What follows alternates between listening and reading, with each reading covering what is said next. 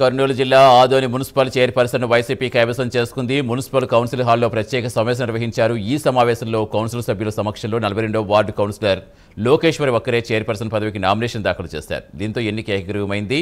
అనంతరం ప్రిసైడింగ్ అధికారి sub collector Maurya Bharadwaj లోకేశ్వరికి నియామక పత్రం అందించారు.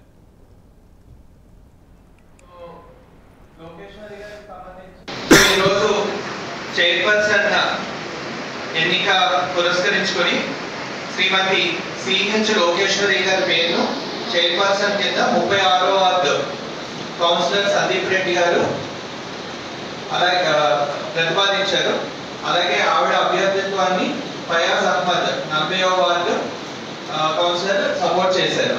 సో ఈవిడ వైఎస్ఆర్ కాంగ్రెస్ పార్టీ తరఫున వీరి అభ్యర్థిత్వాన్ని ప్రకటించారు. దానికి సంబంధించి పార్టీ తరఫు నుండి మాకు ఫామ్ ఏ ఫామ్ బి రెండు కూడా రిసీవ్ మాకు అందజేయడం జరిగింది. సో ఈరోజు